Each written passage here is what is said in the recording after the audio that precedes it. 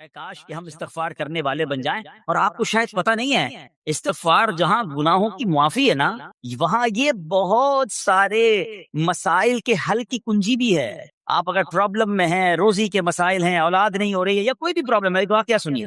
حضرت امام حسن بصری رحمۃ اللہ تعالی، بہت بڑے بزرگ، ایک شخص آیا آ کر کہتا حضور بارش نہیں ہو رہی ہے، قحط کی پوزیشن آ گئی ہے، بارش نہیں ہو رہی، دعا فرمائیں، کو وظیفہ عطا فرمائے. آپ نے فرمایا استغفار کر. وہ چلا گیا. اچھا، ایک بزرگ بیٹھے تھے ان کے پاس، حضرت ربیع بن صبیح رحمۃ اللہ، وہ دیکھ رہے تھے. دوسرا بندہ آیا، کہتا حضور تنگ دستی ہے، کاروبار میں ڈاؤن ہے، رزق میں تنگی ہے. آپ نے فرمایا استغفار کرو. پھر تیسرا شخص آیا، کہتا حضور اولاد نہیں ہو رہی ہے، حصول اولاد کے لیے وظیفہ لینا ہے. فرمایا استغفار کرو. چوتھا بندہ آیا، وہ کہتا کہ حضور میرے باغ میں، فصلوں میں پیداوار کی کمی ہے. فرمایا استغفار کرو. حضرت ربیع بن صبیح کہتے ہیں حضور پہلا بندہ الگ پرابلم لے کر آیا، دوسرا الگ، تیسرا الگ، چوتھا الگ، چاروں کو ایک ہی دوائی، چاروں کو ایک ہی وظیفہ، استغفار استغفار. آئے ہائے، بڑوں کی بڑی بات ہے. قرآن میں بھی پڑھتا ہوں، قرآن آپ بھی پڑھتے ہیں، مگر دیکھو اللہ والے کیسے پڑھتے ہیں. کیا خوبصورت جواب دیا آپ نے. آپ فرماتے ہیں سورہ نوح پارہ 29 آیت نمبر 10 سے 12 کی آپ نے تلاوت فرمائی. اب ذرا قرآن سنیے گا. بسم اللہ الرحمن الرحیم. استغفروا ربکم انہ کان غفارا یرسل السماء علیکم مدرارا ویمددکم باموال وبنین ویجعل لکم جنات ویجعل لکم انہارا. سبحان اللہ. ذرا سنیے گا، اپنے رب سے معافی مانگو. استغفروا ربکم انہ کان غفارا، بے شک وہ بڑا معاف کرنے والا ہے. اب دے گا عطا، کیا فرمائے گا؟ یرسل السماء علیکم مدرارا، وہ تم پر موسلا دھار بارش بھیجے گا. ویمددکم باموال وبنین ویجعل لکم جنات ویجعل لکم انہارا. فرمایا اور مالوں اور بیٹوں سے تمہاری مدد فرمائے گا، اور تمہارے لیے باغات بنا دے گا، اور تمہارے لیے نہریں بنائے گا. باغات بھی بڑھ رہے ہیں، اولاد بھی عطا ہو رہی ہے، مال بھی بڑھ رہا ہے، بارش بھی ہو رہی ہے. کس چیز سے؟ استغفار سے. استغفار یہ آپ کے بہت سارے پرابلمز کا حل ہے، مسائل کا حل ہے. بس اپنی زبان استغفار سے تر رکھے. اچھا، پھر اس میں تھوڑی سی شرمندگی بھی ہے. ایسا نہیں کہ استغفار بھی ہو رہا ہے اور دماغ کہیں اور ہے، مسکرا بھی رہے ہیں، ہنس بھی رہے ہیں، اور استغفر اللہ، کسی سے معافی مانگتے ہوئے ہنستا ہے کیا بندہ؟ استغفر اللہ ربی من کل ذنب واتوب الیہ. یا اللہ میں اپنے سارے گناہوں سے تجھ سے معافی مانگ رہا ہوں. بہت سارے استغفار کے سیکھے ہیں. استغفر اللہ العظیم من کل ذنب عظیم. اے اللہ میں تجھ سے استغفار کرتا ہوں، وہ رب جو بہت عظیم ہے، اپنے سارے بڑے گناہوں سے میں استغفار کرتا ہوں. الگ الگ الگ سیغوں سے اللہ کی بارگاہ میں استغفار کریں. ہو سکے تو کبھی گناہ یاد آئیں تو آنسو بھی بہ رہے ہوں، مگر یہ استغفار اللہ کو بڑا پسند ہے، معافی رب کو بہت پسند ہے. ابو اللیث سمرقندی رحمۃ اللہ تعالی لکھتے ہیں پچھلی قوموں میں ایک شخص تھا، اس نے بہت گناہ کیے تھے.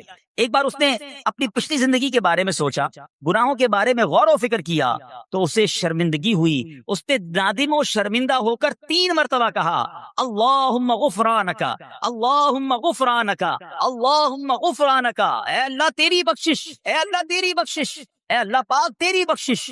اسی لمحے اس کو موت آ گئی اور اللہ پاک نے اس کی بخشش فرما دی. آئیے ہم بھی پڑھ لیتے اللہم غفرانک، اللہم غفرانک، اللہم غفرانک. استغفار کرنا، توبہ کرنا، گناہ یاد کر کے شرمندہ ہونا، یہ اللہ کو کتنا پسند ہے. ایک سبحان اللہ، اس کے بارے میں چند برکتیں آپ کو بیان کرتا ہوں. بڑی عظیم برکت یہ ہے کہ اس کی بدولت بندے کا تنگی اور غم دور ہو جاتا ہے. حدیث پاک میں ہے جو ہمیشہ استغفار کرتا رہے اللہ پاک اس کے لیے ہر تنگی سے نکلنے کا راستہ بناتا ہے، ہر فکر و غم سے اسے خلاصی عطا فرماتا ہے. اس کی ایک برکت یہ بھی ہے کہ ایسے بندے کو اللہ پاک غیب سے رزق عطا فرماتا ہے. حدیث پاک میں ہے استغفار کرنے والے کو اللہ وہاں سے رزق عطا فرماتا ہے جہاں اس کا گمان بھی نہیں ہوتا ہے. اتنی مہنگائی ہے، اتنی مشکلیں ہیں، اتنی تنگی ہے، لوگ قرضے میں ہیں، کبھی ادھر جاتے ہو کبھی ادھر جاتے ہو. ارے بھائی سب کے پاس جاتے ہو، رب کے پاس کیوں نہیں جاتے؟ استغفار کرنا شروع کر دو، فرمایا ادھر سے روزی دے گا جہاں تمہارا گمان بھی نہیں جائے گا. اس کی برکت سے اللہ پاک دلوں کے زنگ کو دور فرماتا ہے. آئیے پیارے اسلامی بھائیوں، اللہ کو معافی مانگنا، دل سے پکارنا کتنا پسند ہے. میں آپ کو ایک بہت ہی خوبصورت واقعہ بتاتا ہوں، اور یہ واقعہ ہے حضرت موسیٰ علیہ نبینا علیہ السلام کا. اللہ پاک نے حضرت موسیٰ علیہ نبینا علیہ السلام نے ایک بار اپنی مناجات میں عرض کیا یا اللہ یا رب. اللہ پاک کی طرف سے جواب آیا لبیک یا موسیٰ. آپ نے عرض کی یا اللہ تو میرا مالک ہے، تو تو خالق ہے، میں تو تیرا بندہ ہوں. ارشاد ہوا مجھے یہ پسند ہے کہ جب مجھے کوئی میرا بندہ یا رب پکارے تو میں اسے لبیک کہہ کر جواب. اللہ فرما رہا ہے حضرت موسیٰ نے عرض کی یا رب کیا یہ ہر موتی بندے کے لیے ہے؟ کیا ہر نیک آدمی کے لیے ایسا ہے کہ جب تجھے وہ پکارے تو لبیک فرماتا ہے؟ سنو اللہ فرماتا ہے ہاں بلکہ ہر گناہگار بندے کے لیے بھی ہے۔ حضرت موسیٰ نے عرض کی یا اللہ فرما بردار تو تیری اطاعت کرتا ہے، وہ بات تو سمجھ آ رہی ہے، گناہگار پر یہ کرم کس وجہ سے؟ اے ہے سنو میرے رب کیسا کریم ہے، فرماتا ہے اے موسیٰ اگر میں بھلائی کرنے والے کو اس کی بھلائی کا بدلہ دوں اور برائی کرنے والے پر اس کی برائی کی وجہ سے احسان نہ کروں تو میرا جود و کرم کہاں جائے گا؟ اللہ فرماتا ہے میرا پھر کرم میری رحمت کس لیے ہے؟ برائی کرنے والا بھی گناہ کرنے والا بھی مجھے پکارتا ہے، میں اسے بھی لبیک کہہ کر جواب دیتا ہوں۔ حضرت موسیٰ علیہ نبینا علیہ الصلوۃ والسلام کو ایک بار وحی نازل ہوئی کہ اے موسیٰ فلاں علاقے میں جاؤ، ہمارا ایک نیک بندہ اس کا انتقال ہو گیا ہے، جا کے اس کو غسل دو، اس کو کفن دو اور اس کا جنازہ پڑھو۔ حضرت موسیٰ وہاں پہنچ گئے اور جب وہاں جا کر آپ نے لوگوں سے کہا کہ مجھے فلاں بندے کے پاس لے جاؤ جس کا انتقال ہوا ہے، مجھے غسل دینا ہے، کفن پڑھنا ہے، جنازہ پڑھنا ہے، لوگوں نے کہا حضرت یہ تو زمانے کا گناہگار بڑا بےہودہ بڑا بدکار شخص تھا، آپ کو رب کا حکم تھا، آپ نے غسل بھی دیا، کفن بھی پہنایا، جنازہ بھی پڑھا، پھر رب کی بارگاہ میں عرض کی مولا بندے تو یہ کہہ رہے ہیں یہ تو بہت برا آدمی تھا، تو نے مجھے بھیجا اور فرمایا تیرا پیارا بندہ، میں نے جنازہ بھی پڑھ دیا، غسل اور کفن بھی دیا۔ اب ذرا آپ سوچیں کہ کسی کا جنازہ حضرت موسیٰ پڑھ دیں تو اس کی تو بخشش کا تو کوئی مسئلہ ہی کوئی نہیں نا، وہ تو اللہ کے نبی جس کا جنازہ پڑھے غسل دے تو یا اللہ تو نے ایسا انتظام فرما دیا۔ تو رب کریم کی طرف سے پتہ ہے کیا جواب آتا ہے؟ اللہ فرماتا ہے اے موسیٰ بندے سچ کہتے ہیں، یہ بندہ واقعی بڑا گناہگار تھا، جو علاقے والے شہر کے لوگ کہہ رہے ہیں نا ٹھیک کہہ رہے ہیں، یہ بندہ تھا ہی ایسا۔ کہ اللہ جب اتنا گناہگار اتنی بڑی مہربانی کس وجہ سے؟ ارشاد ہوا اے موسیٰ اس بندے نے مرنے سے پہلے مجھ سے 5 کلمات کے ذریعے بات کی، مناجات کی، مجھے پکارا، 5 سینٹنس تھے، 5 کلمے تھے، اور اے موسیٰ اس کی وجہ سے میں نے اس کی مغفرت فرما دی۔ حضرت موسیٰ کہتے ہیں یا اللہ وہ 5 کلمے تو بتا دے، وہ 5 کیسے جملے تھے کہ علاقے میں سب سے مشہور بدکار اور اس کا انتقال ہو تو رب مغفرت بھی فرمائے اور اپنے نبی کو فرمائے جا کے جنازہ پڑھو۔ تو آپ نے کہا یا اللہ وہ 5 کلمات بتا دے۔ اب ذرا یہ 5 کلمات سنیے گا، ایکچولی جو بات سمجھنی ہے نا، استغفار ہے کیا، معافی مانگنا ہے کیا، توبہ کیا ہے؟ اللہ فرماتا نا کہ ہم نے سنا کہ جو بندہ اللہ سے استغفار کرتا ہے اللہ اسے دیکھ کر مسکراتا ہے، اس کی وجہ یہ کہ بندہ رب کی بارگاہ میں اپنے آپ کو سرنڈر کرتا ہے، اپنے گناہ یاد کرتا ہے، اپنی کم مائگی کا اظہار کرتا ہے۔ وہ کہتے ہیں نا الندم التوبہ، شرمندگی توبہ ہے۔ شرمندہ ہو جائے نا انسان، دنیا میں پتہ کیا معاملہ ہے، ہم کسی عدالت میں جا کر کہہ دیں ہم نے جرم کیا ہے، اقبال جرم، ٹھیک ہے، تو کیا ہوتا ہے، جج کہتا ہے پھر اس کو گرفتار کرو اور سزا سناؤ، بندہ خود ہی مان رہا ہے، گواہوں کی ضرورت کیا ہے؟ دنیا کی عدالت میں اقبال جرم پر سزا ملتی ہے، میرے رب کی رحمت کی عدالت دیکھو، بندہ وہاں جا کر اقبال جرم کر لے، شرمندہ ہو جائے، معافی مانگ لے، اللہ اس کے سارے گناہ معاف فرما دے۔ یہ فرق ہے دنیا والوں میں اور رب کی عدالت میں، سبحان اللہ۔ وہ حضرت موسیٰ کہتے ہیں یا اللہ وہ 5 کلمے بتا، اور بتائے گئے تو وہ 5 کلمے سنیے گا ذرا۔ وہ بندہ کہتا ہے مرنے سے پہلے اے رب تو جانتا ہے میں نیکوں سے محبت کرتا ہوں اگرچہ خود نیک نہیں ہوں، یا رب تو جانتا ہے میں فاسقوں سے بغض رکھتا ہوں اگرچہ میں خود فاسق ہوں۔ سمجھ رہے بات؟ اے اللہ نیکوں سے پیار کرتا ہوں، مجھے پتا ہے میں خود نیک نہیں ہوں، میں گناہ گاروں سے نفرت کرتا ہوں حالانکہ میں خود بھی گناہ گار ہوں، کہیں بھی اپنی بڑائی نہیں ہے، میں گناہ گار، میں بدکار، مگر اللہ میں پیار کرتا ہوں نیک لوگوں سے۔ تیسرا جملہ کیا تھا؟ یا رب اگر مجھے معلوم ہو جائے کہ میرے جنت میں داخل ہونے سے تیری ملکیت میں کوئی کمی آ جائے گی، اے اللہ میں تجھ سے پھر جنت کا سوال کرنا چھوڑ دوں گا۔ مجھے یہ پتا ہے یا اللہ تو نے مجھے جنت میں داخل کیا نا، تیری جنت میں کوئی کمی نہیں آئے گی، بہت بڑی ہے، مجھے داخل بھی کرنے سے تیرا کچھ نہیں جائے گا، اگر کچھ جاتا ہوتا تو یا اللہ میں جنت تیرے سے مانگنا چھوڑ دیتا۔ چوتھا جملہ کیا ہے؟ اے رب اگر مجھے معلوم ہو جائے کہ مجھے جہنم میں داخل کرنے سے تیری ملکیت میں اضافہ ہو جائے گا تو میں پھر جہنم سے پناہ نہیں مانگوں گا، یعنی اگر تو تیرے ملک میں تیری شان میں اضافہ ہو رہا ہے مجھے جہنم میں ڈالنے سے، پھر تو میں نہیں کہوں گا تجھے کہ جہنم سے نکال، مگر مجھے پتا ہے تو پہلے ہی مالک ہے، تو پہلے ہی خالق ہے، سب کچھ تیرا ہے، مجھے جہنم میں ڈالنے سے تیری کوئی ملکیت میں اضافہ نہیں ہونا۔ اور آخری بات کیا کہتا ہے؟ یا رب اگر تو مجھ پر رحم نہ کرے گا تو پھر کون کرے؟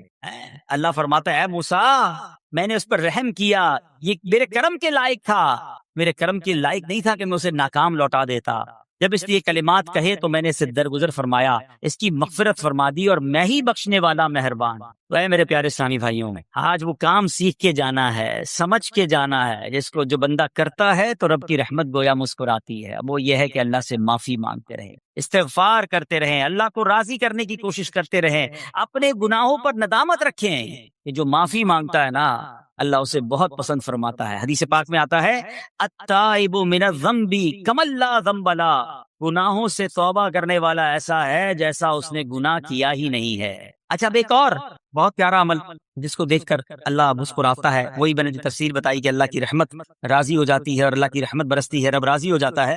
نبی پاک علیہ الصلوۃ والسلام نے فرمایا 3 بندے ہیں اللہ پاک انہیں دیکھ کر مسکراتا اور کیا ہوتا ہے، فرمایا اور بہت خوش ہوتا ہے۔ اب وہ 3 بندے کون سے ہیں، چیک کر لیں ہم ان میں ہیں کہ نہیں۔ فرمایا نمبر 1 وہ بندہ جو رات کو اٹھے، بستر چھوڑے، اچھی طرح وضو کرے، پھر نماز پڑھنے کھڑا ہو جائے، اسے دیکھ کر اللہ پاک فرشتوں سے فرماتا ہے اے فرشتوں بتاؤ میرے بندے کو نیکی پر کس نے اکسایا ہے؟ فرشتے عرض کرتے ہیں مولا تو بہتر جانتا ہے۔ اللہ پاک فرماتا ہے ہاں میں جانتا ہوں مگر تم مجھے بتاؤ۔ فرشتے عرض کرتے ہیں اے مالک کریم تو نے اسے ایک چیز یعنی جہنم کا خوف دیا ہے، یہ اس سے ڈرتا ہے۔ اے اللہ تو نے ان کو ایک چیز جنت کی امید دلائی ہے، یہ اس کی امید رکھتا ہے۔ اے اللہ یہی خوف اور امید ہے جس نے اسے رات کی نیند قربان کر کے تیرے حضور کھڑے ہونے پر ابھارا ہے۔ اب اللہ پاک فرماتا ہے اے فرشتوں گواہ ہو جاؤ، یہ جس چیز سے ڈرتا ہے یعنی جہنم سے ڈرتا ہے، میں نے اپنے اس بندے کو اس سے امن بخشا، اور جس کی امید رکھتا ہے یعنی جنت کی، میں نے جنت اس پر واجب کر دی۔ رات اٹھ کر جب دنیا سوئی ہو بندہ اٹھ کر تہجد کی نماز ادا کرے، اللہ کی بارگاہ میں آنسو بہائے، اللہ فرشتوں کے سامنے گویا فخر فرماتا۔ دوسرے نمبر پر سنو، فرمایا دوسرا وہ شخص جو حق و باطل کی لڑائی میں شریک ہوا، ثابت قدم رہا یہاں تک کہ شہید ہو گیا، یا اللہ پاک نے اسے فتح عطا فرمائی، اللہ اس بندے کو دیکھ کر بھی مسکراتا ہے۔ جہاد کرنے والے مجاہدین یا تو شہید ہو جائیں یا غازی ہو کر لوٹے اللہ کی رضا کے لیے، اللہ کی رحمت ان پر بھی چھما چھم برستی ہے۔ اور تیسرے نمبر پر فرمایا تیسرا وہ بندہ جو رات کو سفر کرتا ہے، یہاں تک کہ رات کے آخری حصے میں جب کہیں ٹھہرتا ہے تو اس کے ساتھ والے سو جاتے ہیں مگر وہ کھڑا ہو کر نماز پڑھنے لگتا ہے، اس بندے کو دیکھ کر بھی اللہ پاک مسکراتا ہے۔ اجتماعی عبادت کے بڑے فائدے ہیں، اجتماع میں آنا، محفل میں آنا، دعا میں شرکت کرنا بہت اچھی بات، مگر اپنی عادت ایسے بھی بنائیں کہ کچھ عبادتیں ایسی کریں کہ میں جانوں اور رب جانے۔ یہ جو رات اٹھ کر دعا کا لطف ہے، رات اٹھ کر جو نماز پڑھنے کا لطف ہے نا، جب ساری دنیا سو رہی ہے اور بندہ اپنے رب کی بارگاہ میں حاضر ہے۔ علماء کہتے ہیں دن کے نوافل کے مقابلے میں رات کے نوافل افضل ہیں، کیونکہ رات سکون ہوتا ہے، رات رکعت قلبی ملتی ہے، سبحان اللہ، رحمت الہی چھما چھم برستی ہے۔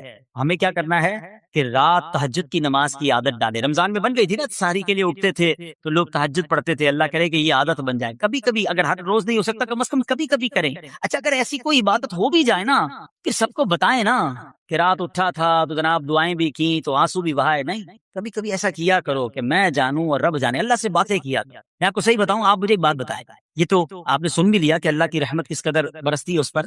زندگی میں بھی جب کبھی ہم پریشان ہوں اور رات نیند نہ آئے، کبھی کبھی ایسا ہوتا ہے پریشانی میں نیند نہیں آتی، کروٹیں بدل رہا ہوتا ہے انسان، اور اس کروٹ بدلتے بدلتے میں آپ کی جب والدہ حیات ہوگی یا ماشاءاللہ جن کے پاس ماں موجود ہے، ماں جیسی ہستی کہاں ملتی ہے۔ ایک بار اور سن لو، دنیا کی بہت ساری چیزیں میرے اور آپ کے پاس ہیں جو ریپلیسیبل ہیں، جو بدلی جا سکتی ہیں۔ موبائل فون لیتے ہیں بڑی خوشی سے لیتے ہیں، مگر نیا ماڈل آتا ہے تو لوگ بدل دیتے ہیں۔ سواری لیتے ہیں بڑی خوشی ہوتی ہے، مگر جب نئی سواری آتی ہے تو ریپلیس بدل دیتے ہیں، ماڈل نیا آ گیا بھائی اب وہ پرانی لگتی ہے۔ مگر یاد رکھو ماں باپ چلے جائیں نا، اس کے بعد ماں باپ دوبارہ نہیں ملتے، ان کا کوئی نیا ورژن یا نیا ماڈل نہیں ہے تو ان کی قدر کر لو، ان کی دعائیں لے لو۔ تو بہرحال آپ کبھی کبھی تکلیف میں ایسا ہوا ہو کہ رات کو نیند نہ آئی ہو، بے قرار ہو کر ماں کے پاس گیا آنکھوں میں آنسو لے کر کہ ماں میں پریشان ہوں، بیمار ہوں، یا قرضے میں ہوں، یا فلاں پرابلم ہے۔ ماں نے کیا کیا تھا؟ کروٹ بدل کر سو گئی تھی کہ بیٹا تو جان تیرا کام جانے، یا ماں خود بھی بیدار ہو گئی، سینے لگایا اور دعا کرنا شروع کر دی۔ بھائی ہم روئے تو ماں بھی روئی، یہ ہے نا ماں۔ میری تکلیف ایسا لگتا ہے کہ مجھے کبھی کبھی یہ فیصلہ کرنا مشکل ہوتا تھا کہ تکلیف مجھے زیادہ ہوتی ہے میری تکلیف میں، میری والدہ کو زیادہ ہوتی ہے، بیمار میں ہوں تکلیف اسے، یہ رشتہ کہاں ملتا ہے؟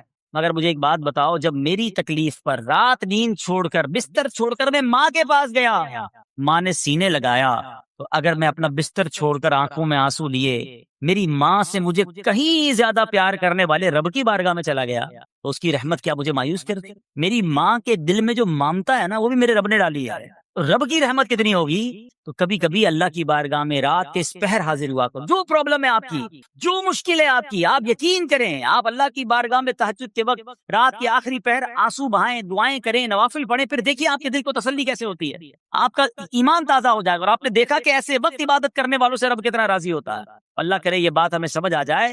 اسی طرح عظیم صحابی حضرت عبداللہ ابن مسعود رضی اللہ تعالیٰ سے روایت ہے، پیارے آقا مکی مدنی مصطفیٰ صلی اللہ تعالیٰ علیہ وسلم نے فرمایا، ایک بندہ رات کو اٹھتا ہے، اچھی طرح وضو کرتا ہے، پھر اللہ پاک کی حمد کرتا ہے، اس کی بزرگی بولتا ہے، اپنے نبی علیہ الصلوۃ والسلام پر درود پڑھتا ہے، قرآن کھول کر پڑھنا شروع کر دیتا ہے، یہ وہ بندہ ہے جسے دیکھ کر اللہ پاک مسکراتا ہے اور فرماتا ہے، دیکھو میرا بندہ عبادت کر رہا ہے جبکہ اسے میرے سوا کوئی نہیں دیکھ رہا ہے۔ اللہ، یہ کاش ہمیں عادت مل جائے کہ ہم اکیلے میں عبادت کریں، انفرادی عبادت کریں، میں جانوں میرا رب جانے، کبھی تلاوت کریں، کبھی درود پڑھیں، کبھی دعائیں کریں، کبھی آنسو بہائیں، سبحان اللہ، اس کا بدہ ہی اور ہے۔ ہاں، کبھی ایسا ہونا چاہیے۔ ہم محفل میں عشق رسول کے عالم میں رو بھی پڑھتے ہیں، مدینے کی یاد ہو، نعت شروع ہو تو ہماری آنکھوں میں آنسو آ جاتے ہیں، یہ بھی اچھی بات ہے، مگر کبھی کبھی رات ایسی بھی ہونی چاہیے کہ دل میں ہو یاد تیری گوشئے تنہائی ہو، دل میں ہو یاد تیری گوشئے تنہائی ہو، پھر تو خلوت میں عجب انجمن آرائی ہو۔ کبھی زندگی میں ایسی راتیں بھی آنی چاہیے، وہ ہے نا، جاگ اٹھا اشکوں کا مقدر، عشق نبی میں روتے روتے کیسی گزری رات نہ پوچھو۔ کبھی کبھی ایسی رات بھی گزرنی چاہیے کہ آقا کی یاد میں آنسو بہ رہے ہوں، مدینے کی یاد میں، گھر والوں کو بھی پتہ نہ چلے، ہلکی ہلکی آواز میں کبھی نعت شریف لگا لیا کریں، کبھی مناجات لگا لیا کریں، ہم پتہ نہیں کیا دیکھتے دیکھتے سوتے ہیں۔ کاش انہی تصورات میں آنکھیں بند ہوں کہ میں سو جاؤں یا مصطفیٰ کہتے کہتے، میں سو جاؤں یا مصطفیٰ کہتے کہتے، کھلے آنکھ صلی اللہ کہتے کہتے۔ جو مدینے کے تصور میں سوتے ہیں نا، پھر خواب میں زیارت بھی کر لیتے ہیں۔ خواب کا ایک فنامنا یہ بھی ہے، آپ جس چیز کے بارے میں سوچتے ہوئے سوتے ہیں نا، عموماً گندی باتیں دیکھ کر، گندی چیزیں دیکھ کر سوتے ہیں، پھر ایسے ڈراؤنے خواب بھی آتے ہیں، انہیں ٹینشن بھی آتی ہے۔ فلموں میں بھی مار دار دیکھی، خواب میں بھی لڑائی جھگڑے دیکھ رہے ہیں۔ جو مدینے کی یادوں میں سو رہا ہے، جو باوضو سو رہا ہے، جو اللہ کا ذکر کر کے سو رہا ہے، جو نوافل پڑھ کے سو رہا ہے، پھر دیکھو خواب میں بھی کہاں کہاں کی سیر کرے گا انشاءاللہ۔ تو اپنی خلوتوں کو اچھا کرے، اپنے اکیلے وقت کو بھی خوبصورت کریں، آنسو بہائیں، اور سبحان اللہ تہجد پڑھنے والوں کے چہروں پر نور بھی آ جاتا ہے۔ ہاں، یہ ایک الگ نعمت انہیں ملتی ہے، اللہ نصیب فرما دے۔ اچھا، ایک اور خوبصورت کام ہے، اللہ کریم جلے دیکھ کر مسکراتا ہے۔ فرمایا، حضرت ابو سعید خدری رضی اللہ تعالیٰ فرماتے ہیں، رسول ذیشان مکی مدنی سلطان صلی اللہ تعالیٰ علیہ وسلم نے فرمایا، 3 بندوں کو دیکھ کر اللہ پاک مسکراتا ہے، وہ قوم جو نماز میں صفیں سیدھی کرتی ہے، اور وہ بندہ جو اللہ پاک کی راہ میں جہاد کرتا ہے، تیسرا وہ بندہ جو رات کے اندھیرے میں عبادت کرتا ہے، انہیں دیکھ کر اللہ پاک مسکراتا ہے۔ جہاد والی بات اور رات والی عبادت کی بات تو ہو گئی، اب اس میں نئی بات سیکھنے کو ملی، صفیں درست کرنے والی۔ اب روز نماز پڑھ رہے ہیں، صفیں درستی کر رہے ہوتے، امام صاحب کہہ کے تھک جاتے، کاندھے سے کاندھا ملائیں، صفوں کو سیدھا کریں۔ صفوں کو سیدھا کرنے والوں کو دیکھ کر رب کی رحمت مسکراتی ہے، رحمت برستی ہے۔ اب یہ کتنا آسان کام ہے، مگر اس کی طرف بھی توجہ نہیں ہوتی ہے۔ یاد رکھیے کہ صفیں سیدھی کرنا یہ بڑی نیکی ہے، اور اللہ کرے کہ ہم اس پر عمل کرنے والے بنے۔ اور صفیں درست نہ کرنا ترک واجب، ناجائز اور گناہ ہے۔ سیدھی صفیں نہیں کرتے، نہیں، ناجائز کرتے ہیں، گناہ کرتے ہیں۔ صف درست نہ کرنے سے نماز ناقص رہ جاتی ہے، اور یہ بعض اوقات لوگ کہتے ہیں یار ہمیں نماز میں وسوسے بہت آتے ہیں۔ روایتوں میں آتا ہے صف درست نہ کرنا نماز میں وسوسے آنے کا سبب ہے۔ صفیں ٹھیک نہیں ہوگی نا، عجیب عجیب سی باتیں دماغ میں آئیں گی۔ کیوں؟ حدیث پاک میں آتا ہے، شیطان تمہارے درمیان بھیڑ کے بچے کی طرح گھس جاتا ہے، شیطان صفوں میں گھس جاتا ہے۔ صف سیدھی نہ کرنے میں چہرہ بگڑنے کا اندیشہ ہے۔ اے ہائے، اب ذرا غور کر لیجیے یہ کتنا ضروری ہے۔ قرآن کریم میں ایک سورت ہے، سورہ صافات، اس مبارک سورت کی پہلی آیت میں اللہ پاک نے فرمایا، بَالصَّافَّاتِ صَفًّا، ان کی قسم جو باقاعدہ صفیں باندھے ہوئے ہیں۔ حضرت عبداللہ ابن مسعود فرماتے ہیں، یہاں صفیں باندھنے والوں سے مراد فرشتے ہیں۔ حضرت جابر بن سمورہ رضی اللہ تعالیٰ عنہ فرماتے ہیں، ایک دن پیارے آقا مکی مدنی مصطفیٰ صلی اللہ تعالیٰ علیہ وسلم تشریف لائے اور فرمایا، تم ایسے صف کیوں نہیں بناتے جیسے فرشتے صفیں بناتے ہیں؟ ہم نے عرض کی، یا رسول اللہ صلی اللہ تعالیٰ علیہ وسلم، فرشتے کیسے صف بناتے ہیں؟ فرمایا، پہلے اگلی صف مکمل کرتے ہیں اور خوب مل کر کھڑے ہوتے ہیں۔ سبحان اللہ، مبارک ہو ان مسلمانوں کو، صفیں سیدھی کرتے ہیں، اچھی طرح کاندھے سے کاندھا ملاتے ہیں، گویا یہ فرشتوں کا کام کر رہے ہیں، فرشتوں والا کام کر رہے ہیں۔ تفسیر طبی میں ہے، فاروق اعظم رضی اللہ عنہ کا یہ معمول تھا، جب نماز پڑھانے لگتے تو نمازیوں کو فرماتے، صفیں سیدھی کر لو، اے فلاں ذرا آگے ہو جاؤ، اے فلاں ذرا پیچھے ہو جاؤ۔ پھر فرماتے، بے شک اللہ پاک تمہیں فرشتوں کی طرح دیکھنا پسند فرماتا ہے۔ تو صفیں سیدھی رکھنا یہ فرشتوں کا انداز ہے، اور اللہ کی رحمت خوب برستی ہے، گویا رب مسکراتا ہے انہیں دیکھ کر۔ تو اے میرے پیارے اسلامی بھائیوں، اور بھی بہت سارے کام ہیں جس کو دیکھ کر، جن کو کرنے سے اللہ کی رحمت چھما چھم برستی ہے۔ مسلمانوں کی پیاری امی جان حضرت عائشہ صدیقہ طیبہ طاہرہ رضی اللہ تعالی عنہا سے روایت ہے، رسول رحمت شفیع امت صلی اللہ تعالی علیہ وآلہ وسلم نے فرمایا، جب بندہ مجھ پر درود پاک پڑھتا ہے تو اس کی برکت سے ایک فرشتہ اللہ پاک کی بارگاہ میں حاضر ہوتا ہے۔ اس فرشتے کے لیے حکم ہوتا ہے کہ اسے میرے بندے کی قبر کے پاس لے جاؤ تاکہ یہ میرے بندے کے لیے مغفرت کی دعا کرتا رہے اور میرے بندے کی آنکھیں ٹھنڈی ہوتی رہیں۔ ذات والا پہ بار بار درود، ذات والا پہ بار بار درود، بار بار اور بے شمار درود، قبر میں خوب کام آتی ہے، بے کسوں کی ہے یار غار درود۔ صلو علی الحبیب صلی اللہ تعالی علی محمد صلی اللہ علیہ وسلم۔ پیارے پیارے اسلامی بھائیوں، کچھ دنوں پہلے ہی کی بات ہے، ایک شور اٹھا کہ ماہ رمضان کا چاند نظر آ گیا، اور جیسے ہی رمضان آیا مسجدوں کی رونقیں بڑھ گئیں، نمازیوں کی تعداد بڑھ گئی، ایک عجب سما تھا سحری کا، ایک روحانی منظر تھا افطار کا، نوجوان، بوڑھے، بچے، اسلامی بہنیں سبھی عبادت میں مشغول ہو گئیں۔ دیکھتے ہی دیکھتے عشرہ رحمت گیا، عشرہ مغفرت آیا، وہ بھی جدا ہوا۔ ہمیں لگا کہ ہم عشرہ رحمت اور عشرہ مغفرت میں ویسی عبادت نہیں کر سکے، اب آخری عشرے میں خوب عبادت کر لیں گے، طاق راتیں بھی ہیں، مگر غفلت میں وہ آخری عشرہ بھی گزار دیا۔ رمضان ہمیں تڑپا کر، بہاریں لٹا کر، برکتیں عطا کر کے ہم سے اب جدا ہو چکا ہے۔ اب رمضان یقیناً اگلے سال بھی آئے گا، مگر یہ نہیں پتا کہ ہم اس رمضان میں ہوں گے یا نہیں ہوں گے، ہمیں یہ بھی نہیں معلوم ہماری مغفرت ہوئی کہ نہیں۔ ہم رب کریم سے دعا کرتے ہیں کہ اللہ، جن لوگوں نے تجھے راضی کیا ان کا واسطہ ہم سے راضی ہو جا، جن لوگوں کی مغفرت فرمائی ان کا واسطہ ہماری مغفرت فرما دے۔ ماہ رمضان کی بس اب یاد ہی باقی رہ گئی ہے، اب رمضان کے بعد کی زندگی ہے۔ اب زندگی ہمیں ایسے گزارنی ہے کہ جو ہم نے رمضان میں روحانیت حاصل کی، جو برکتیں حاصل، جو ہمیں تقوی کی سوغات رمضان سے ملی ہے، کہیں وہ ضائع نہ ہو جائے۔ ہمارا دشمن آزاد ہو چکا ہے، شیطان حملہ کرنے کے لیے بھرپور تیاری پر آمادہ ہے، کئی لوگوں کو تو اس نے پہلے 2 دنوں میں ہی مسجد سے دور کر دیا ہوگا۔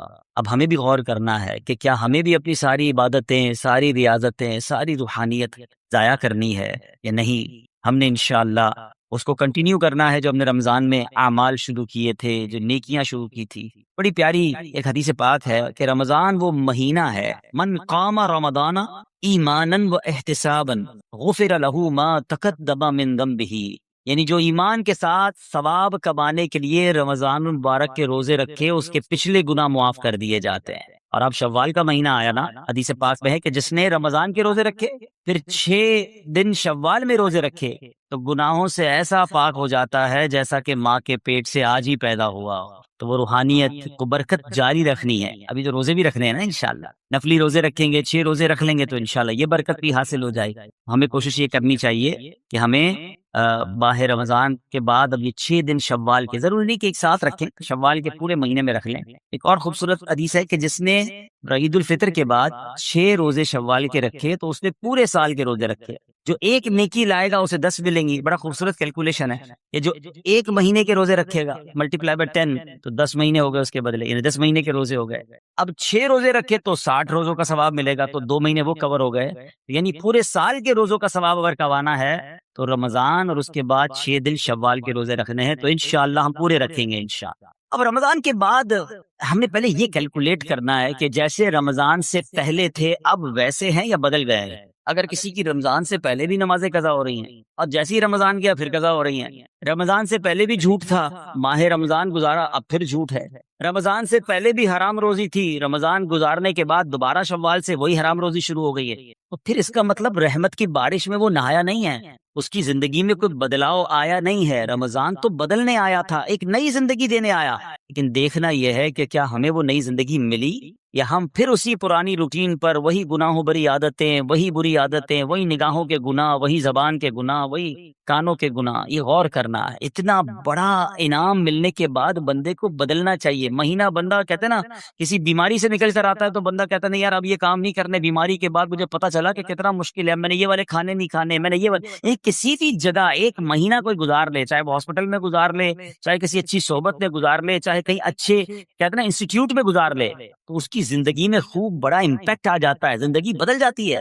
ہمیں تو پورا مہینہ رحمت کے سمندر میں رکھا گیا تھا، رحمت کی بارش میں رکھا گیا تھا. صبح بھی رحمت، شام بھی رحمت، افطار بھی رحمت، سحری بھی رحمت، دعائیں قبول ہو رہی تھیں، راتوں کو ایک عجب رونق تھی. ماشاءاللہ ہزاروں لاکھوں عاشقان رسول نے، بلکہ آل اوور دا ورلڈ دیکھے تو شاید کروڑوں لوگوں نے اعتکاف کیا. اب اعتکاف کرنے کے بعد بھی نہ بدلا، مسجد میں آنے جانے کے بعد بھی نہ بدلا میں، اور پھر ویسے ہی ہو گیا. پھر قصور کس کا ہے؟ قصور تو پھر میرا ہوا نا. یاد رکھیے قصور بارش کا نہیں ہوتا، زمین کا ہوتا ہے. رحمت کی بارش تو برسی، جو زمین نرم تھی اس نے پھول اگا دیے، جو زمین زرخیز تھی اس نے کھیت اگا دیے.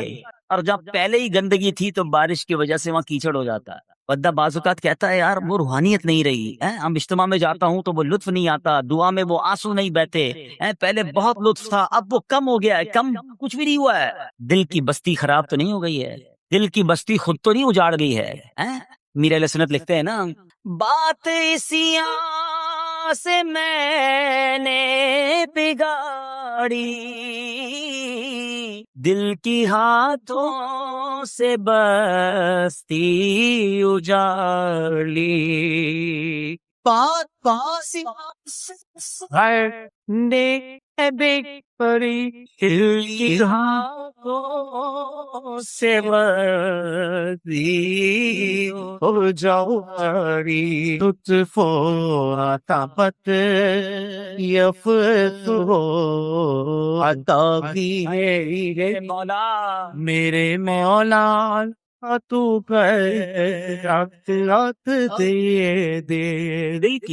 دل کی بستی اجڑنے دینی نہیں ہے. شیطان آیا ہے اجاڑنے کے لیے، پلان پورا ہے اس کا. اس سے سب چھین لینا ہے، اس کی نمازیں، اس کے روزے، اس کی آنسو، اس کی دعائیں، اس کے سجدے، اس کے صدقے، اس کی خیرات، اس کے چہرے پر جو داڑھی سج گئی، سر پر جو امامے آ گئے، بہنوں نے جو پردے کی نیت کر لی. وہ آیا ہے بستی اجاڑنے، وہ آیا ہے ہم سے سب کچھ چھیننے.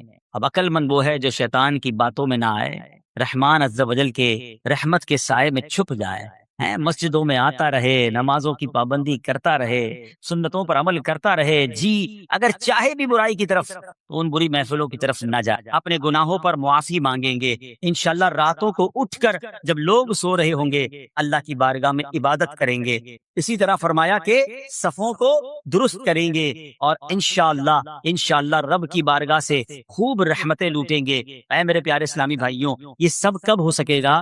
کہ جب ہم اچھے ماحول میں رہیں گے. تہجد تو جب پڑھیں گے نا جب پہلے فرض پڑھیں گے. جس کی فرض ہی قضا ہو رہی ہے تو اس کو تہجد کی باری کب آئے گی؟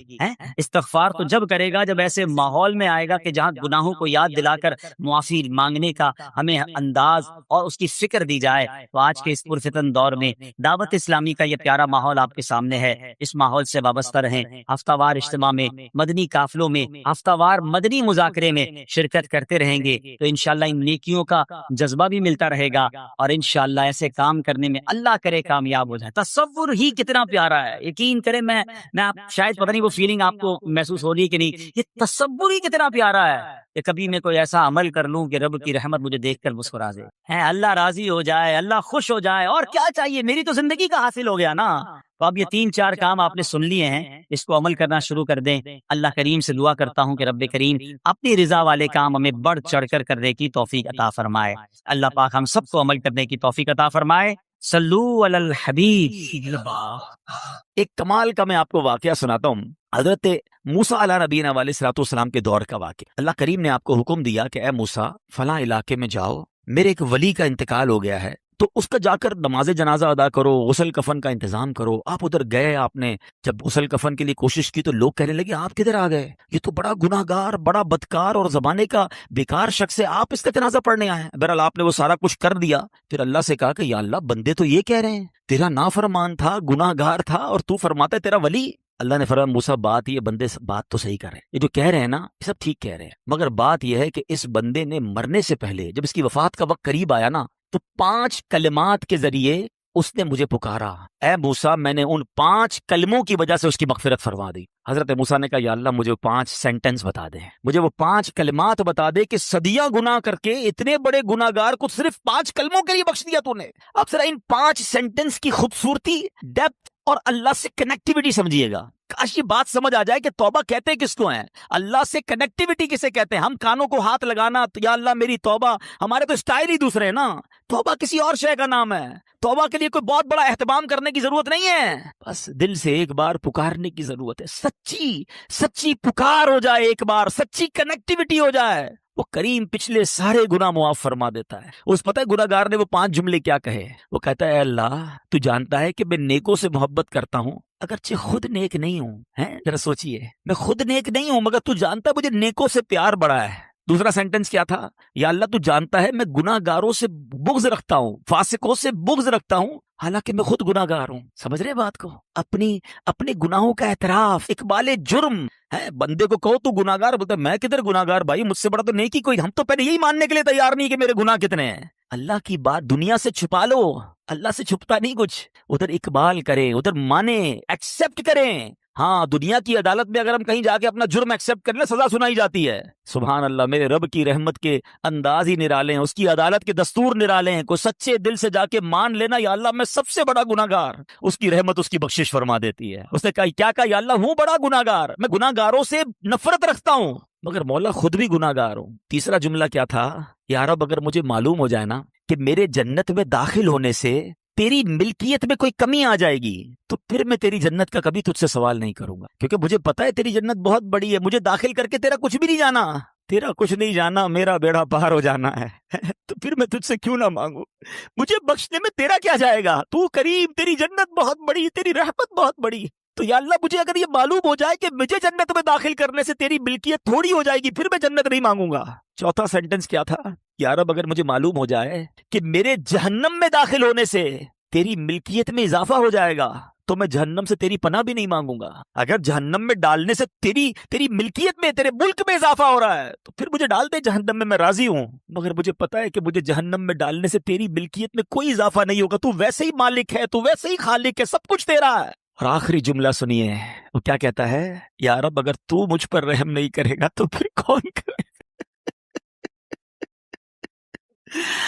اگر اللہ رحم نہیں کرے گا تو کون کرے گا؟ آج اس کی رحم کی بھیک لینے تو آئے ہیں، آج اس کے کرم کی خیرات لینے تو آئے۔ ہم مانتے ہیں اللہ، ہم سب ایکسپٹ کرتے ہیں، ہم نے بہت گناہ کیے، ہم نے بہت خطائیں کی، لوگوں سے ڈر لگتا رہا کہ کوئی دیکھ نہ لے، مالک معلوم تھا تو دیکھ رہا ہے، پھر بھی ہم نے گناہ کیے، دروازے بند کر کے گناہ کیے، لائٹ آف کر کے گناہ کیے، علاقے تبدیل کر کے گناہ کیے، ہم سب مانتے ہیں مولا، مگر یہ پتا ہے ہمیں بخش دے گا تو تیری رحمت میں کمی نہیں آئے گی، تیرا جائے گا کچھ نہیں، ہم بھی تیرے بندے ہیں، ہم بھی تیرے بندے ہیں، تیرے محبوب کے امتی ہیں مولا، تو رحم نہیں کرے گا تو کون رحم کرے گا؟ حاصل کریں۔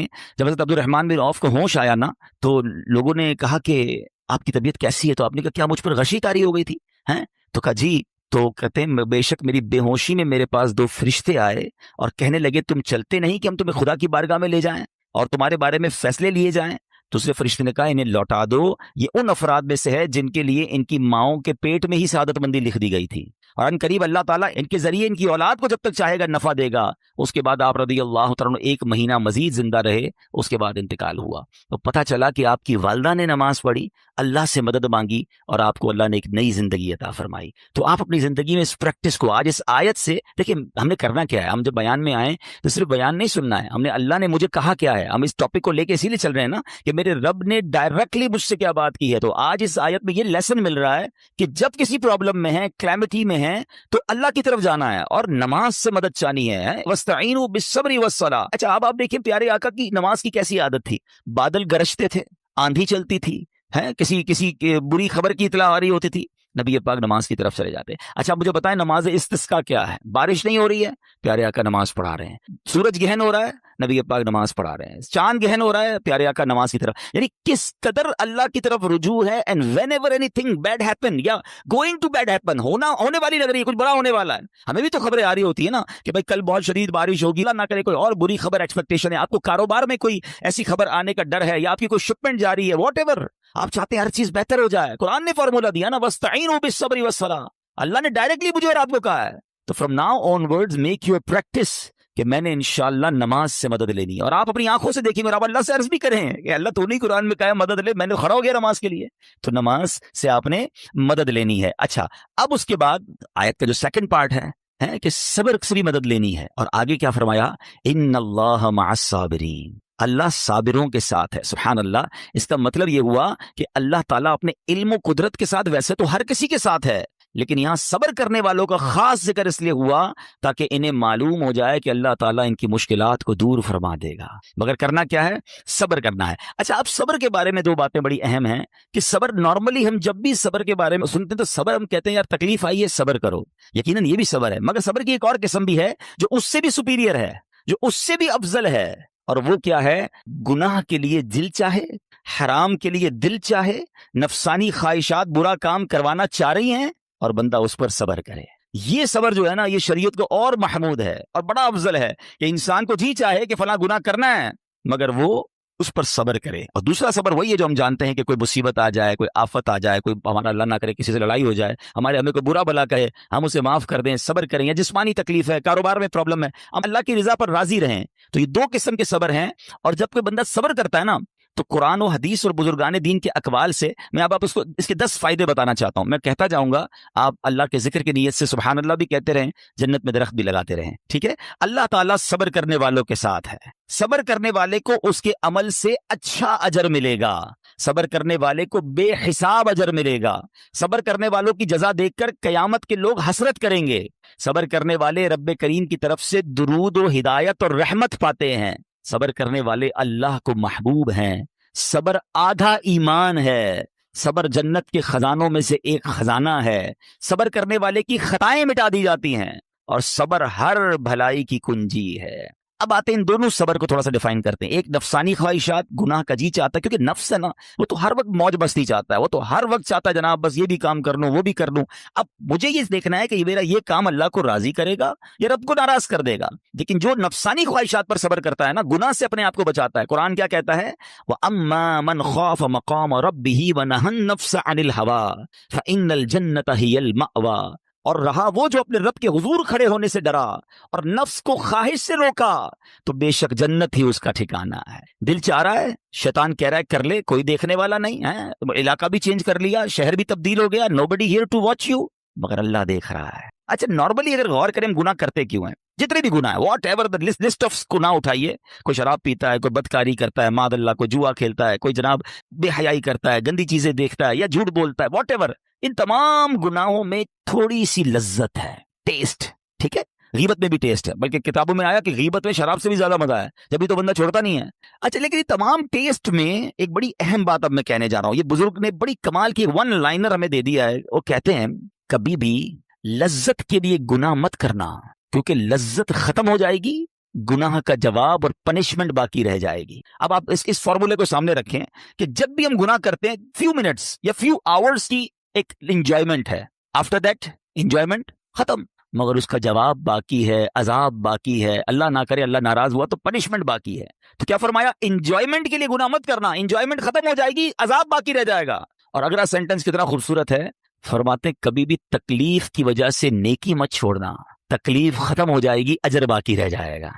اب مثال دیتا ہوں, اس کی 2-3 ایگزامپل سمجھیے. گناہ کی ایگزامپل تو آپ سمجھ گئے کہ کوئی بھی تھوڑی دیر کا گناہ کرتا ہے, لذت پاتا ہے, وہ گناہ ختم, عذاب باقی.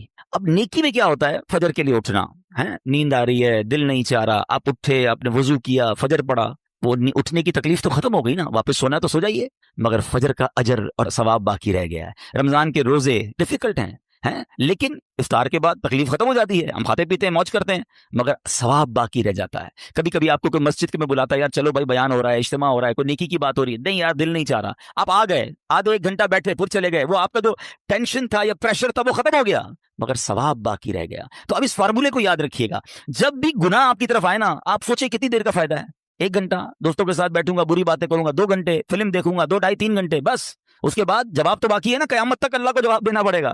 نہیں یار مجھے انجوائمنٹ کے لیے گناہ نہیں کرنا. اور جب کوئی نیکی کا کام آئے اور آپ کو لگے یار دل نہیں چاہ رہا, مزہ نہیں آ رہا, بوریت ہوگی, چھوڑنا یار, تو بندہ سوچے کتنی دیر کی نیکی ہے, آدھے گھنٹے کی, 1 گھنٹے کی, بس 2 گھنٹے کی, اور ثواب باقی رہ جائے گا. Let's do it. اگر یہ بات سمجھ آ گئی نا آپ کو تو انشاءاللہ دیکھیے گا گناہ سے بچنا اور نیکیاں کرنا آسان ہو جائے گا. تو اب کیا فرمایا قرآن نے کہ جس نے اپنے نفس کو روکا, کیا خوبصورت آیت ہے, وَأَمَّا مَنْ خَافَ مَقَامَ رَبِّهِ وَنَهَى النَّفْسَ عَنِ الْهَوَىٰ, اور رہا وہ جو اپنے رب کے حضور کھڑے ہونے سے ڈرا اور نفس کو خواہش سے روکا تو بے شک جنت ہی اس کا ٹھکانہ ہے. اور ایک اور جگہ کمال سے فرمایا وَلِمَنْ خَافَ مَقَامَ رَبِّهِ جَنَّتَانِ, مبارک ہو ان کو جو اللہ سے ڈرتے ہیں نا, صبر کرتے ہیں, گناہ نہیں کرتے, رک جاتے ہیں. قرآن کہتا ہے جو اپنے رب کے حضور کھڑے ہونے سے ڈرے اس کے لیے 2 جنتیں ہیں, ایک نہیں 2 جنتیں ہیں. سورہ رحمان کی آیت ہے. تو پتا چلا کہ نفس کو روکنا یہ آسان بھی نہیں ہے, ہاں دل بہت چاہتا ہے, مگر یہ صبر جو ہے نا, ان اللہ مع الصابرین کا جو معراج ہے, جو ٹاپ آف دا لسٹ صبر ہے, وہ یہ صبر ہے. اچھا اب آتے ہیں ایک اور صبر کی صورت کہ اب آپ کو کسی نے غصہ دلا دیا, برا بھلا کہا, یا آپ کے مزاج کے خلاف بات ہو گئی, اب آپ نے روکنا ہے اپنے آپ کو. اب غصے کا اظہار نہیں کرنا, لڑائی نہیں کرنی, گالی کا جواب گالی, اینٹ کا جواب پتھر, انگریزی کا مقولہ ہے نا ٹٹ فور ٹیٹ, جیسے کو تیسا نہیں, یہ ہماری شریعت ہمیں نہیں سکھاتی. اچھا آج کل کسی کو کہو نا یار آپ کیوں یار لڑائی کر رہے ہیں, بھائی میں جواب نہ دوں تو لوگ سمجھیں گے کمزور آدمی ہوں, مجھے اپنا روب بھی تو رکھنا ہے, میں بھی تو پتا چلے کون ہوں, اپنا بتاؤں تو صحیح کون ہوں. سچی بات پتہ کیا ہے, جو ٹٹ فور ٹیٹ کرتا ہے, گالی کا جواب گالی سے دیتا ہے نا, وہ واقعی بتا دیتا ہے وہ کون ہے, وہ اپنا تعارف کروا رہا ہوتا ہے کہ یہ بھی ایسا ہے میں بھی ویسا ہی ہوں. او بھائی اچھا پھر ایک اور عجیب جملہ بڑا مشہور ہے آج کل, جناب ہم شریف کے ساتھ شریف ہیں, ہم بدماش کے ساتھ بدماش ہیں. مجھے آج تک سمجھ نہیں آئی یہ کون سا بٹن لگا ہوا ہے آپ کے اندر کہ شریف کے ساتھ آپ شریف ہو جاتے ہیں, بدماش آتا تو آپ بھی بدماش ہو جاتے ہیں. جناب والا, شریف آدمی شریف کے ساتھ بھی شریف ہوتا ہے, بدماش کے ساتھ بھی شریف ہوتا ہے. جب بھی تو وہ غلط آدمی اچھا ہوگا نا. نبی پاک علیہ الصلوۃ والسلام نے گالیاں سن کر دعائیں دی ہیں, پتھر برسانے والوں کو بھی دعائیں دی ہیں, مگر ہم تو تیار ہی رہتے ہیں یار میں بتاؤں گا اس کو میں کون ہوں, ایک گالی دی ہے میں اب اس کے ساتھ مشرک کو گالیاں دوں گا. تو پھر آپ بھی ویسے ہی ہو گئے نا جناب. حدیث پاک کیا ہے, ہو از مور اسٹرانگر, ہو از مور پاورفل. اللہ کے حبیب علیہ الصلوۃ والسلام فرماتے ہیں کہ بہادر وہ نہیں, یہ بخاری شریف کی حدیث ہے, بہادر وہ نہیں جو پہلوان اور دوسرے کو پچھاڑ دے, بلکہ بہادر وہ ہے جو غصے کے وقت اپنے آپ کو قابو میں رکھے. اصل بہادری یہ ہے. تو اگر آپ نے واقعی صبر سے مدد لینی ہے, ان اللہ مع الصابرین کا مجدہ لینا ہے, تو بدلے نہیں لینا ہے, معاف کرنا ہے. ذرا مل کر میرے ساتھ شب قدر کی دعا دہرائیے گا, اللہم انک عفو کریم تحب العفو فاعف عنی, اللہم انک عفو کریم تحب العفو فاعف عنی, اللہم انک عفو کریم تحب العفو فاعف عنی. What is the meaning؟ اس دعا کا معنی کیا ہے؟ اللہم انک عفو, اے اللہ تو معاف کرنے والا ہے, تحب العفو معافی کو پسند کرتا ہے, فاعف عنی اللہ مجھے بھی معاف کر دے. ہم کیا کہہ رہے ہیں اللہ سے, اللہ مجھے معاف کر دے اور میرے سارے اگلے پچھلے گناہ معاف کر دے. مگر دیر از اے کوسچن, آپ نے معاف کر دیا سب کو؟ بندہ کہتا نہیں میں تو انتظار میں بیٹھا ہوں, میں تو موقع کی تلاش میں, بس موقع ملے پھر بتاؤں گا میں کون ہوں. ہاتھ میں آ نہیں رہا بندہ, ٹرائی کر رہا ہوں کسی جگہ آ جائے, بس کوئی اس کے پیسے ویسے آ جائیں, کوئی اس کا معاملہ میرے پاس آ جائے, بس پھر دیکھو کیا کرتا ہوں. بیٹھے اس انتظار میں بیٹھے بہت سارے لوگ, کمال ہے یار. یعنی دشمنیاں پالی ہوئی ہیں, رشتہ داریاں کاٹی ہوئی ہیں, دوستوں کے پاس جا نہیں رہے ہیں, میاں بیوی میں لڑائی ہے, ایک سوری کے لیے بیوی گھر بیٹھی ہے, وہ کہتی شوہر سوری کہہ دے تو میں آ جاؤں گی, شوہر کہتا ہے بیوی معافی مانگ لے تو میں لے آؤں گا. ارے بھائی کوئی بھی آگے بڑھ کے معافی کر لو بھائی, اللہ سے معافیاں مانگ رہے ہو, بندوں کو معاف کرنے کے لیے کوئی تیار نہیں ہے. مجھے خود بتائے نا یہ کیسی دعا ہے کہ اے اللہ تو مجھے معاف کر دے, میں نے کسی کو معاف نہیں کرنا. یہ بنتی ہے دعا؟ اللہ سے پتہ ہے کیا کہیں, اے اللہ میں نے بندہ ہو کر تیرے سارے بندوں کو معاف کر دیا ہے, تو سب سے بڑا معاف کرنے والا ہے نا, اللہ تو بھی مجھے معاف کر دے. Look at the way to talk, یہ مزہ ہے نا بات کرنے کا, پھر دعا کرنے کا لطف بھی آئے گا آپ کو. تو دشمنیاں نہ رکھیں, غصے پر قابو پائیں, معاف کریں. ایک حدیث سن لیجئے, لرزا دیتی ہے, ڈرا دیتی ہے. اللہ کے نبی علیہ الصلوۃ والسلام فرماتے ہیں جو رحم نہیں کرتا اس پر رحم نہیں کیا جاتا. حدیث کا خلاصہ ہے. اور جو معاف نہیں کرتا اسے معاف نہیں کیا جاتا. اب بتائیے ہم معاف کرتے ہیں, ہم رحم کرتے ہیں, ہم کہتے ہیں اللہ ہم پر رحم کرے, ہم کسی پر رحم نہ کریں. نہیں ہوگا رحم, پہلے اپنے اندر تو لائیے یہ باتیں. اب ایک آیت سنیے گا اس کے تحت ایک واقعہ, اور پھر میں بیان کو کنکلوڈ کرتا ہوں. اللہ کریم ارشاد فرماتا ہے الذین ينفقون فی السراء والضراء والکاظمین الغیظ والعافین عن الناس واللہ یحب المحسنین. قرآن میں رب فرماتا ہے جو خوشحالی اور تنگ دستی میں اللہ کی راہ میں خرچ کرتے ہیں. یہ بڑی خوبصورت بات ہے, یہ غریب اسلامی بھائیوں کے لیے بھی مدنی پھول ہے. امیر تو خرچ کرتا ہے نارملی, غریب خرچ نہیں کرتا اللہ کی راہ میں. ہمارے قبلہ مفتی قاسم صاحب نے تفسیر قرآن صراط الجنان میں ایک بڑی پیاری بات لکھی. آپ کہتے ہیں پوری دنیا کے امیروں کا سروے کر لینا, ان کی جو پیسے بڑھنے کی ایک وجہ یہ بھی ہوتی ہے کہ وہ کہیں نہ کہیں چیریٹی کر رہے ہوتے ہیں, مدد کر رہے ہوتے ہیں. وہ مدد اور وہ نیکی ان کے پیسے بڑھا رہی ہوتی ہے. اور پوری دنیا کے غریبوں کا سروے کریں تو ان میں سے بڑی تعداد وہ جو خرچ ہی نہیں کرتی اللہ کی راہ میں. کہتے ہیں ہم کیا خرچ کریں, ہم تو غریب ہیں, ہم پر لوگ خرچ کریں. میں آپ کو فارمولا دے رہا ہوں اور یہ قرآن سے دے رہا ہوں. جو تنگی میں بھی اللہ کی راہ میں خرچ کرتے ہیں, جو خوشحالی میں بھی خرچ کرتے ہیں. آپ تنگی میں آپ روپیہ خرچ کریں, یہ نہیں کہتے آپ 10,000 روپے خرچ کریں, جتنی آپ کی حیثیت. یہ کاروبار ہے, آپ 1 روپیہ دیں گے اور آئے گا, آپ 10 روپے دیں گے اور آپ کسی نہ کسی نیکی کے کام میں خرچ کرتے رہیں, آپ غربت سے باہر آ جائیں گے. If you want to take out yourself from that problem, آپ آئیں اللہ کی راہ میں خرچ کرنا شروع کریں. قرآن کہہ رہا ہے کہ جو تنگی اور خوشحالی میں اللہ کی راہ میں خرچ کرتے ہیں. اور اگلا پارٹ کتنا خوبصورت ہے, فرمایا وَالْكَاظِمِينَ الْغَيْظَ وَالْعَافِينَ عَنِ النَّاسِ, فرمایا اور غصہ پینے والے اور لوگوں سے درگزر کرنے والے. انعام کیا ہے؟ واللہ یحب المحسنین, اور اللہ نیک لوگوں سے محبت فرماتا ہے. اور پھر ہاں, زندگی میں کلیمٹیز, پرابلم, بیماریاں, مشکلیں, قرآن خود کہتا ہے کہ من قریب تمہیں آزمائیں گے. کبھی بیماری آئے گی, کبھی بھوک آئے گی, کبھی مال کم ہو جائیں گے, کبھی ڈسٹربنس آئے گی, خوف آ جائے گا. تو بی ریڈی فار دیٹ, صبر کرنا ہے, کیونکہ اللہ نے فرمایا وبشر الصابرین, صبر کرنے والوں کے لیے خوشخبری ہے. تو اللہ کرے کہ یہ بات ہمیں سمجھ آ جائے اور ہم اس آیت پر عمل کرنے والے بن جائیں, تو زندگی بڑی آسان ہو جائے گی. یہاں ایک میں عقیدے کی بات بھی کلیریفائی کر دوں. کچھ لوگوں کو بعض اوقات کنفیوژن ہوتی ہے, یا لوگ کنفیوژن کریٹ کرتے ہیں. مجھے ایک بات بتائیے گا کہ اللہ کیا کہہ رہا ہے, وَاسْتَعِينُوا بِالصَّبْرِ وَالصَّلَاةِ, اے ایمان والو صبر سے اور نماز سے مدد چاہو. کیا صبر اور نماز خدا ہیں؟ بتائیے, نہیں ہے نا, اللہ تو نہیں ہے. ہم صبر اور نماز کی عبادت تو نہیں کرتے. تو جب قرآن کہہ رہا ہے کہ صبر اور نماز سے مدد مانگو, تو غیر اللہ سے مدد مانگنے کا درس تو ہمیں قرآن دے رہا ہے. تو اس کا مطلب یہ ہوا کہ اللہ کے سوا کسی چیز سے یا کسی شخصیت سے مدد لینے کا مقصد یہ نہیں ہوتا کہ ہم اس کی عبادت کر رہے ہیں.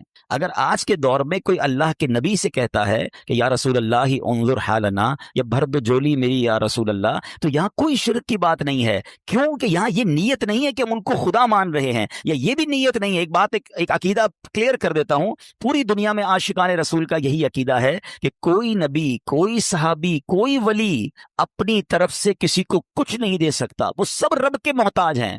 اللہ کسی کا محتاج نہیں ہے. جو اللہ کا ہے وہ اس کا اپنا ہے. ہاں, اللہ نے اپنے مخصوص بندوں کو کچھ عطائیں کی ہوئی ہیں, کچھ پاورز دیے ہوئے ہیں, وہ اللہ کی عطا سے اگر کسی کو تقسیم کرتے ہیں تو اس میں کوئی پرابلم نہیں ہے. قرآن کہہ رہا ہے اے ایمان والو صبر اور نماز سے مدد چاہو. یہاں ایک اور بات سمجھنی ہے. دنیاوی طور پہ بھی کیا ہوتا ہے کہ آپ کسی باس ہوتا ہے, اپنے کسی مینیجر کو پاور آف اٹارنی دے دیتا ہے کہ یہ تمہارے پاس اس پراپرٹی کا پاور ہے, تمہارے پاس فلاں چیز کا پاور ہے. وہ اس پاور کے بہاف پر وہ کام کر دیتا ہے, مگر کوئی یہ نہیں کہتا کہ he is the owner. Actually he have attorney, he have power of attorney. بالکل ہمارا بھی عقیدہ یہ ہے کہ اللہ نے اپنے کچھ مخصوص بندوں کو, اپنے پیاروں کو کچھ اختیارات عطا فرمائے ہیں, اور جب وہ ان اختیارات پر عمل کرتے ہیں تو ایکچولی وہ اللہ ہی کی عطا ہے. ہاں, دنیا میں اگر کوئی یہ سمجھتا ہے کہ کوئی شخصیت یا کوئی بزرگ یا کوئی اللہ والے اپنی طرف سے دیتے ہیں, رب کا اس میں کوئی دخل نہیں, تو یہ شرک ہے, یہ بات درست نہیں ہے. ہمارا سب کا عقیدہ یہ ہے کہ جو کچھ دنیا میں اگر کسی ولی, نبی, صحابی کے پاس ہے وہ رب کا دیا ہوا ہے, رب کی عطا ہے, رب ان کو دیتا ہے, رب کو کوئی نہیں دیتا. رب کے پاس جو کچھ ہے وہ اس کا اپنا ہے. تو یہ کانسیپٹ بھی کلیئر ہوتا ہے قرآن پاک کی اس آیت.